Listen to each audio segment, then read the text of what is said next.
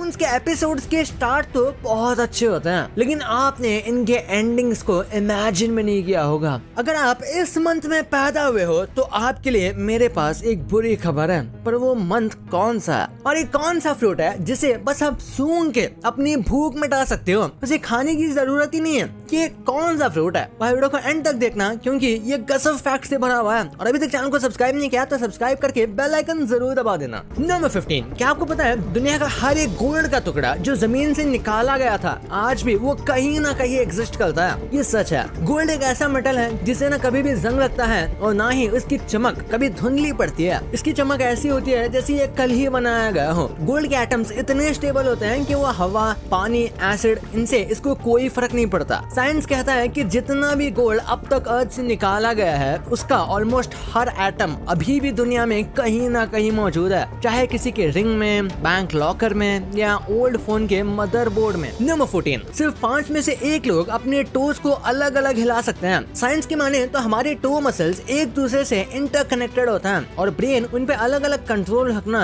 नहीं सीखा। लेकिन रिसर्च कहता है कि सिर्फ 20% ऐसे लोग हैं जिनका टो एक्चुअली में अलग अलग मूव होता है, जैसे डांसर्स, योगीज या वो लोग जो बेयरफुट वॉक कर सकते हैं। तो अगर आप अपने टोज इंडिविजुअली हिला सकते हो तो आप रेयर हो। नंबर 13, अगले टाइम जब आप यौन करो तो ये सोचना मत भूलना। कहते हैं कि एक मेल घोस्ट उसी वक्त आपके अंदर घुस जाता है। कई एंशिएंट कल्चर्स इस पे बिलीव करते हैं कि जब यौन किया जाता है तो हमारी बॉडी वल्नरेबल होती है और ये घोस्ट या स्पिरिट के लिए एक मूवमेंट होता है जिससे वो हमारे बॉडी के अंदर एंटर कर सके। इस फैक्ट का कोई भी साइंटिफिक बेस नहीं है, लेकिन ये पहले के कल्चर्स में बहुत बिलीव किया जाता था। नंबर 12, क्या आपको पता है ज्यादातर सीरियल किलर्स नवंबर में पैदा होते हैं। कुछ साइकोलॉजिकल स्टडीज ने ऑब्जर्व किया कि नवंबर बॉर्न लोग थोड़े ज्यादा सीक्रेटिव और इंटेंस नेचर के होते हैं, जो ज़ोडिएक साइन स्कॉर्पियो और सैजिटेरियस से लिंक्ड है उनके। पर इसका ये मतलब नहीं कि हर नवंबर बॉर्न डेंजरस है। सीरियल किलर्स का बिहेवियर जेनेटिक्स, अपब्रिंगिंग, ट्रॉमा और एनवायरनमेंट पर डिपेंड करता है, बर्थ मंथ पे नहीं। ये ज्यादातर फैक्ट कोइंसिडेंस और मिथ से इंस्पायर्ड है, पर हाँ क्रीपी तो लगता है सोचने में। नंबर 11, ग्रीन एप्पल की सिर्फ खुशबू लेने से आप अपना वेट कम कर सकते हैं। ये फैक्ट वियर्ड लग सकता है, लेकिन साइंस कहती है कि ग्रीन एप्पल की स्मेल एक्चुअली क्रेविंग को सप्रेस करती है, स्पेशली शुगरी या फैटी फूड के क्रेविंग्स को। 2005 में एक स्टडी हुई जिसमें लोगों को जब ग्रीन एप्पल या पेपरमिंट की स्मेल रेगुलरली दी गई तो उनका एपेटाइट और वेट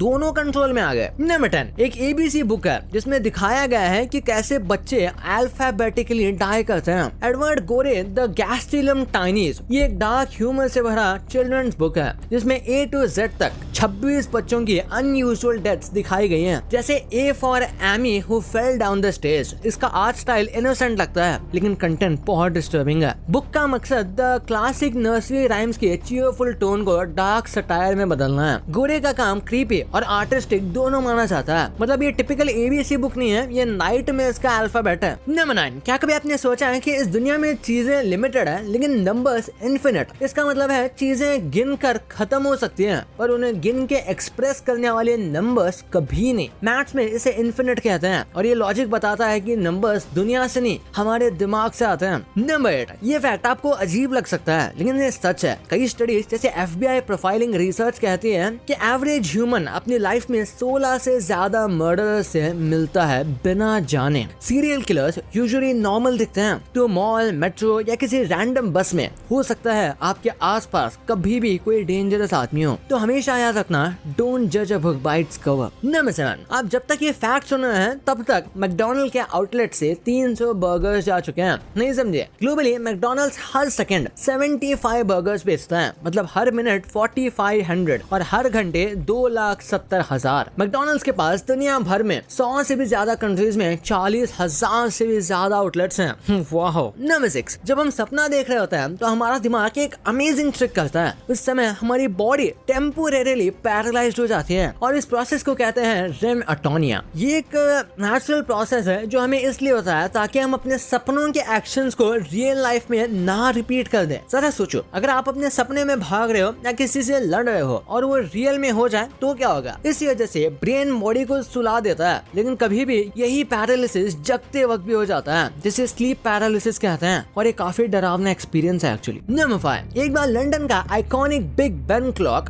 27 मई 2005 को रात के 10:07 पर अचानक रुक गया था। कारण था मैकेनिकल मैकेनिकल फॉल्ट, शायद हीट या स्ट्रेस की वजह से। अगले दिन सुबह तक ये रिपेयर भी हो गया। क्लॉक्स में ऐसे ब्रेकडाउन्स नॉर्मल है, पर ऐसे लेजेंडरी क्लॉक का ब्रेकडाउन ये हिस्टोरिक माना जाता है। नंबर 4, SpaceX ने अपने लॉन्च पैड पर SLC-40 पर एक नया इमरजेंसी सिस्टम इंट्रोड्यूस किया है। एक हाई स्पीड इन्फ्लेटेबल स्लाइड, बिल्कुल एयरप्लेन स्लाइड जैसा। जैसे कि आप इस वीडियो में देख सकते हैं, ये पूरा स्लाइड एक बंद टनल जैसा बना हुआ है, जिसमें एस्ट्रोनॉट सीधे अंदर से स्लाइड करके सेफ जगह पहुंच जाते हैं। पहले के टाइम में नासा के लॉन्च पैड्स पर slide wire basket system use होता था, एक ओपन केबल जिसमें एस्ट्रोनॉट्स को लटक के नीचे आना पड़ता था, लेकिन इसमें ऐसा बिल्कुल नहीं है। नंबर 3, ज्यादातर लोग गूगल रोज यूज करते हैं, लेकिन उन्हें ये पता नहीं कि गूगल असल में बिलियंस कैसे कमा लेता है। सर्च एड से लेकर यूट्यूब तक हर क्लिक गूगल के लिए पैसा बना रहा है। विश्वास नहीं होता? ये देखिए, ये ब्रेकडाउन आपका दिमाग हिला देगा। गूगल का सबसे बड़ा पैसे कमाने का सर्च है एडवर्टाइजिंग, जहाँ से वो $164 बिलियन कमाता है, और ऊपर एड्स दिखते हैं, वो भी इसमें काउंट होते हैं। यूट्यूब एड से लगभग $40 बिलियन का रेवेन्यू आता है। गूगल नेटवर्क एड्स जो दूसरी वेबसाइट्स पर दिखते हैं, और गूगल क्लाउड सर्विसेज से 33 बिलियन का प्रॉफिट आता है, जिसे कंपनीज और डेवलपर्स यूज करते हैं। और बाकी के सोर्सेज जैसे प्ले स्टोर, हार्डवेयर और सब्सक्रिप्शन से 29 बिलियन तक आ जाता है। इन सबसे गूगल का नेट प्रॉफिट बनता है $73.8 बिलियन, यानी कि गूगल का हर यूजर उनके लिए पैसे कमाने की मशीन बन चुका है। मस्का मत मार, ठीक है?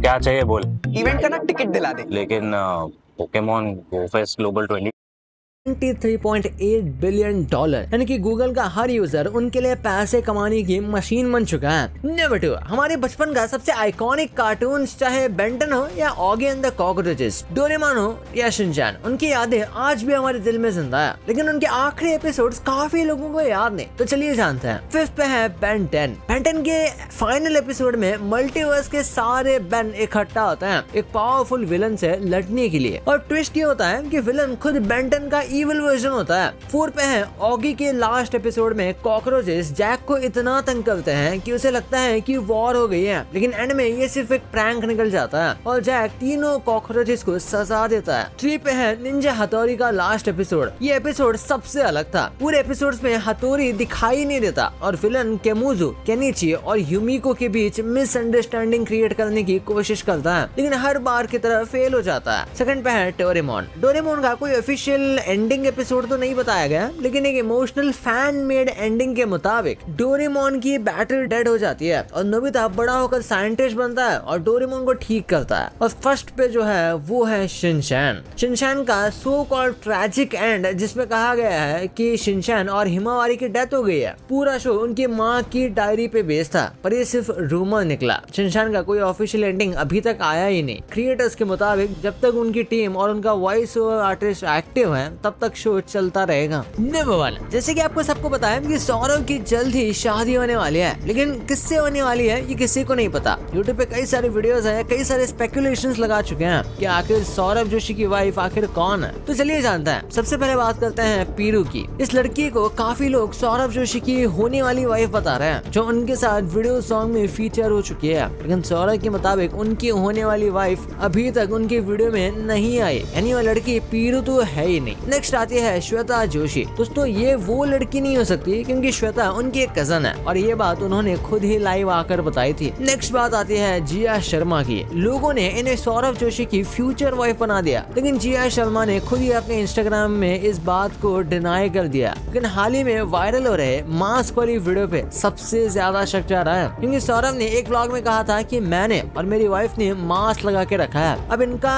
नाम तो किसी को नहीं पता, लेकिन सौरभ जोशी ने अपने फैन से खुद ही प्रॉमिस किया है कि वो अपने होने वाली वाइफ का फेस खुद रिवील करेंगे। बस अपने आप से स्पेकुलेशंस ना बनाया जाए, ये उनकी दरख्वास्त है। तो आपको क्या लगता है दोस्तों, आखिर कौन हो सकता है सौरभ जोशी की फ्यूचर वाइफ? भाई ये तो आपको पता चल गया, पर सोशल मीडिया पे फेमस हुए ये लोग आज क्या कर रहे हैं? और बचपन में ये जो आप इमेजिनरी क्रिएचर्स को देखते थे, क्या ये सच में एग्जिस्ट करते हैं? और कैसे ये जो वर्ड है ओके, इसमें एक पूरा का पूरा आदमी छुपा हुआ है, वो कैसे इस वीडियो में पता चलेगा? तो इस वीडियो को जाके अभी देखो, यही पर है। और अभी तक इस वाली वीडियो को लाइक नहीं किया तो इस वीडियो को लाइक करके चैनल को सब्सक्राइब जरूर कर देना।